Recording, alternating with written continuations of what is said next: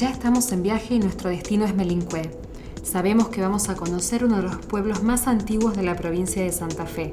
Nuestras notas nos indican que su fundación está fechada en 1777, cuando se construyó el fuerte San Juan Bautista de Melincué.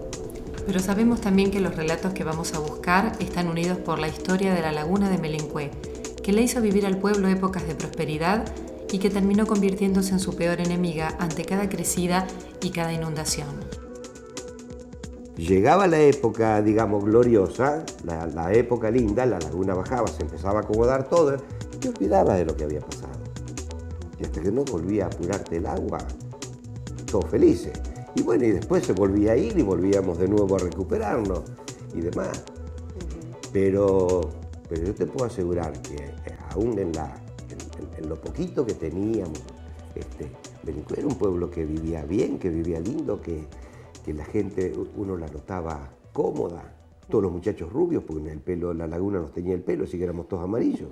Todos, claro, por las todos aguas. suecos éramos, por las aguas. Esto era un paraíso terrenal. Sí. Nosotros somos los expulsados del paraíso. Los habitantes de Melincué somos expulsados del paraíso. Vivíamos en un lugar de turismo hermoso, que llegó a batir récord de gente acá. Después de atravesar el pueblo y sortear un terraplén, llegamos al borde de la laguna, un espejo de agua salada de 22.000 hectáreas que no alcanzamos a abarcar con la vista. El día de sol nos ayuda a imaginarnos el paraíso terrenal del que nos hablan sus habitantes y al que llegaban miles y miles de turistas atraídos por la belleza del lugar y por las propiedades curativas de sus aguas. Melincué llegó a tener cerca de 7.000 habitantes, pero las continuas crecidas provocaron el éxodo de la gente, al tiempo que surgían leyendas como la que hablaba de la maldición echada al hombre blanco por la mujer del cacique Melín, en venganza por la muerte de su esposo y de su hijo, llamado Cué, de donde surgió el nombre de la laguna. Hoy en Melincué quedan unos 2.500 habitantes que por primera vez en mucho tiempo ya no piensan en partir. El agua tiene unas composiciones químicas que hace que justamente todo lo que sea metal lo desintegra. O sea, si vos ves, ¿no es cierto?, cómo se hace, ¿no? Este es un metal que esto es una chapa, ¿no? Una chapa, es metal ferroso. Y vos fíjate que en poco tiempo las cualidades del agua lo que lo convierte enseguida, ¿no es cierto?, lo destruye, ¿ves? Lo oxida. Sí. Ahí, por ejemplo, le queda todavía, ¿ves? O sea, eso quiere decir que el agua tiene minerales. Al metal le hace mal, pero a la piel le hace bien. Claro. La parte turística no era de este lado, era una isla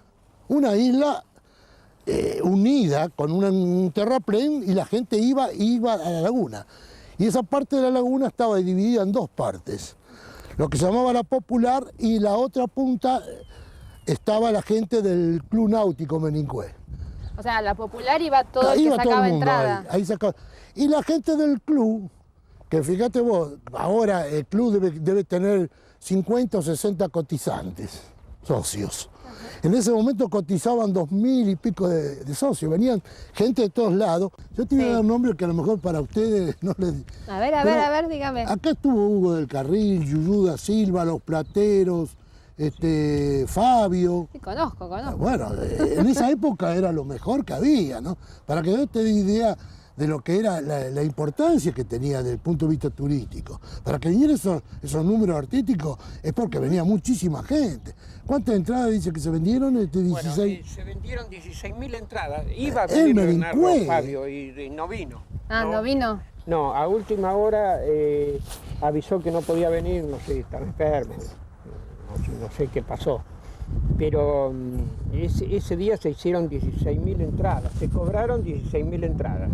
Bueno, estaba imposible, la isla tenía entonces 1.500 metros de largo y puede haber tenido un promedio de unos 30 o 35 metros de ancho, de promedio, y no cabía un alfiler. Disfrutábamos la isla totalmente porque teníamos baile, que antes eran baile de cantina, ¿no? Un boliche, que todos los días sobre la isla había entre 3.500 a 4.000 personas, todos los días.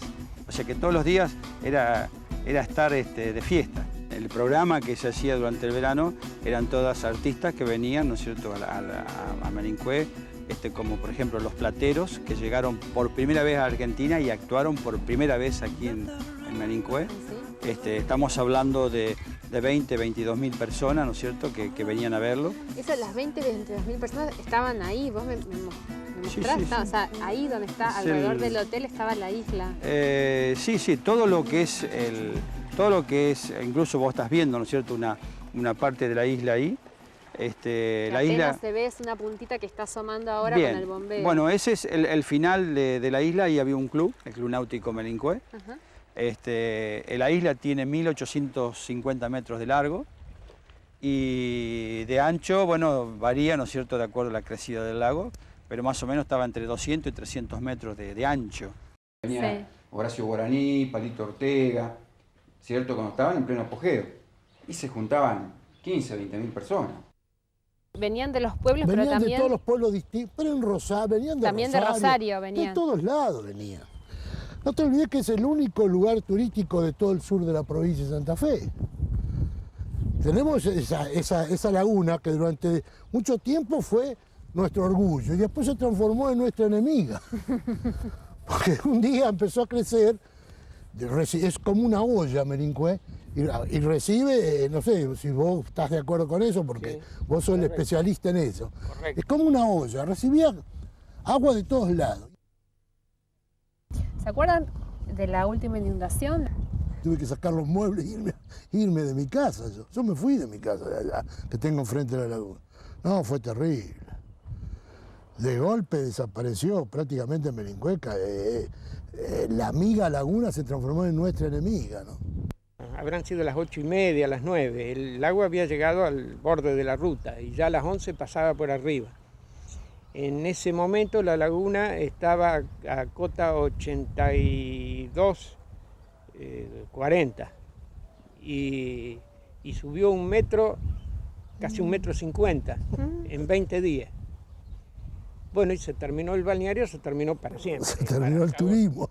Se terminó hasta ahora. O sea, de ahí, de ese 1,5 metros que creció, nunca más bajó. Y fue bajando y subiendo, pero siempre subiendo mucho más de lo que bajó. Esta es la foto de cuando se inaugura el hotel. Esa foto salió en la capital. Ajá. ¿Cierto? El hotel es exactamente el mismo, nada más que fue refaccionado, pero la base es la misma. O sea, que todo esto es la isla que hoy está bajo agua. Exactamente. El primer hotel era así, y después se construyó este. Se empezó a construir en el año 1925 y se inaugura verano 29-30. Lo más grandioso fue esto. ¿Qué es lo que está bajo agua? Que es lo que está ahora, ya está flor de agua. Usted venía acá y piensa que la gente no estaba acostumbrada a andar en malla. Entonces usted venía acá y le alquilaban el traje de baño y después era obligación, cuando salían del agua, estar con la salida de baño. Fíjense en esta foto, están todos arreglados y el único tipo que está desarreglado es este que tiene una salida de baño. O sea que no se podía estar en malla. No se podía. Claro. Aparte al hotel, si usted no tenía traje, no entraba.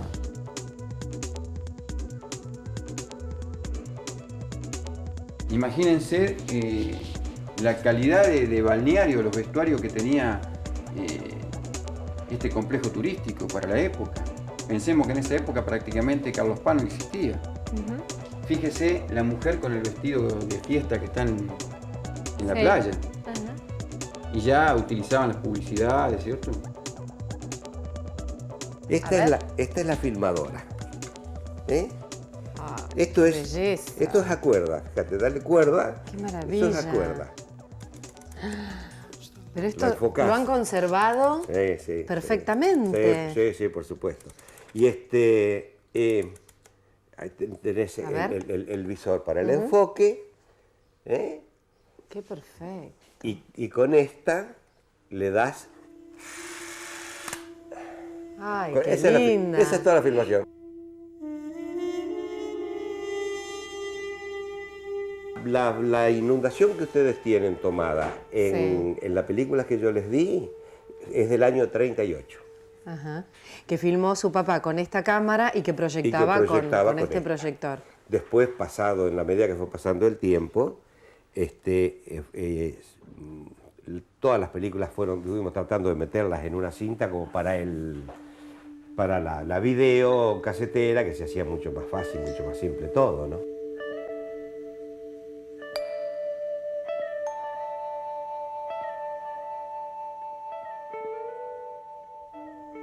Esas filmaciones que nosotros conocemos, en las que usted tiene 4 años, que hizo su papá, ustedes van hacia donde está el hotel, que ya está tapado por el agua. Sí, pero no en la medida que estuvo tapado esta última inundación. ¿La del 70 se refiere usted? Claro, fue porque generalmente la más importante. Yo creo que sí que ha sido la más importante, porque generalmente no se terminaba de perder la isla.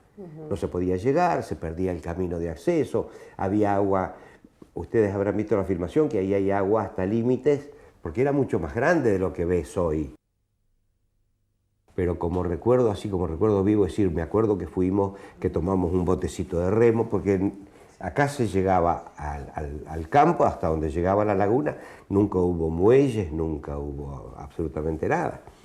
Así que era donde arrimaba el botero, se subía y nos llevaba a la isla como paseo. La isla todavía no se había perdido, hoy está perdida, pero en aquella época, a pesar de las inundaciones, no estuvo perdida. Esa que vemos ahí es del año 60, 61, cuando se refacciona el hotel. Recién refaccionado. Exactamente. Y ahí arrancaría el último periodo de Melincue, del turismo y de la laguna, que funcionó hasta el año 74.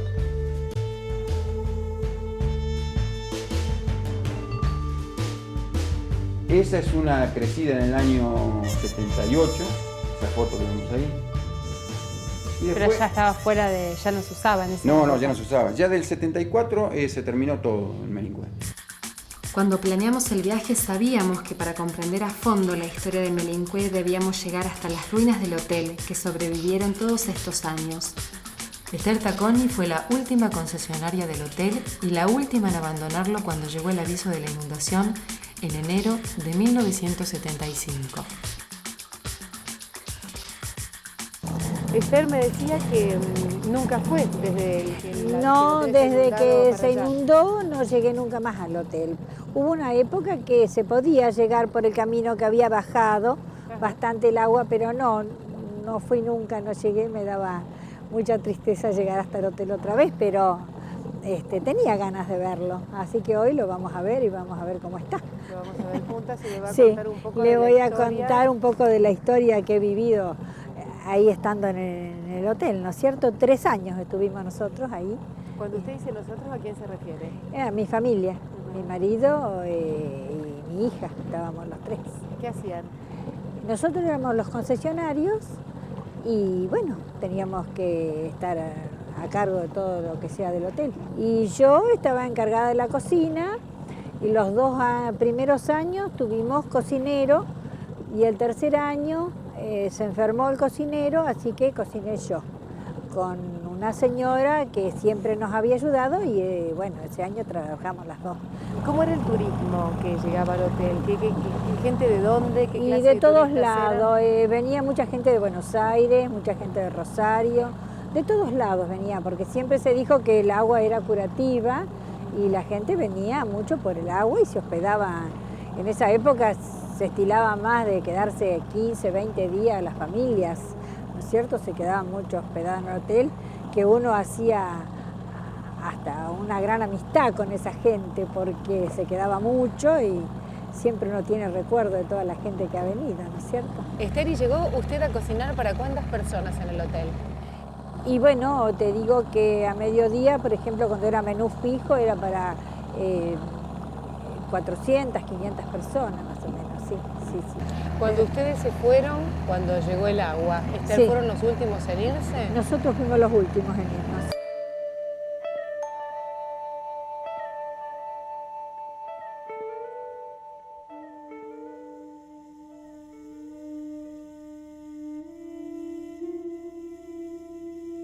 Acá estaba la entrada principal del hotel. Acá estaba la entrada principal. Esto acá era todo con flores, como se dice. Bueno, como... ¿Que tenía una fuente, algo claro, por el estilo? Una fuente, eso te iba a decir. Después acá estaba la entrada, que entrábamos al hall del comedor. Esto era toda la escalera, ahí ves dónde va, en contra de la pared. Toda esa era la escalera que subía a primer piso y segundo piso. Y ahí entonces pasaba Cuidado. Allá donde se ven todos esos ventanales, allá era todo el comedor. Con los ventanales, como usted me contó, a la laguna. Que se veía con vista a la laguna. Con vista a la laguna.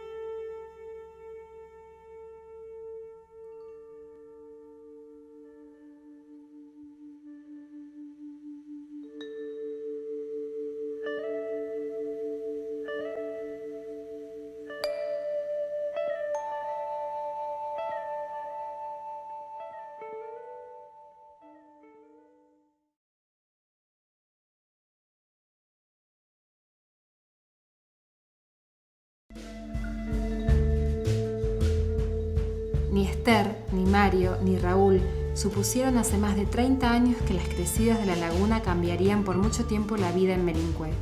En los años 70 comenzó el lento ascenso de las aguas y mientras la laguna ganaba cada año más tierras cultivables y borraba el balneario de la superficie, los esfuerzos para evitar que la laguna se extendiera fracasaron. La gente de Melincué vio cómo desaparecía ante sus ojos su paraíso terrenal. ¿Y usted, Mario, cuando se vino a vivir acá, qué le gustó de Melincué?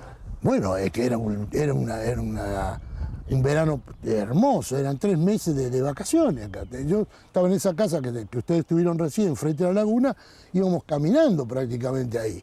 Y ahí pasábamos el día entero ahí comiendo asados, se hacían prácticas náuticas, se cruzaba la laguna, había barcos, había islas con los conejos. Vos fuiste lo que pusiste los conejos. ¿Qué puso Raúl? Llevé yo una yunta de conejos y se reproducieron, que se llenó la isla. ¿De conejos? Sí. Quedó una isla de los conejos. Y después teníamos los famosos flamencos, que todavía hay algunos. Sí. ¿Vieron algunos de ustedes? No. Sí, ahora después vamos a ver. Vos sabés que se los robaban y se los llevaban a Holanda, ¿no?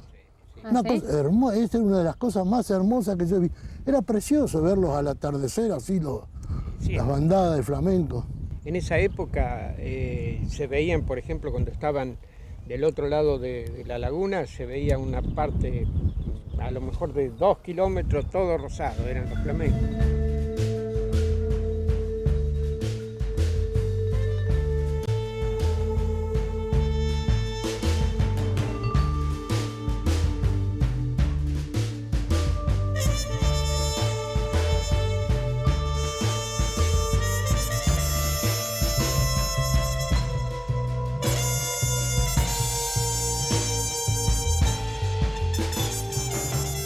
¿Cómo es, Juan Carlos, vivir con esa sensación de que en cualquier momento puede venir el agua, digamos, y llevarse todo? Esa era bastante desagradable.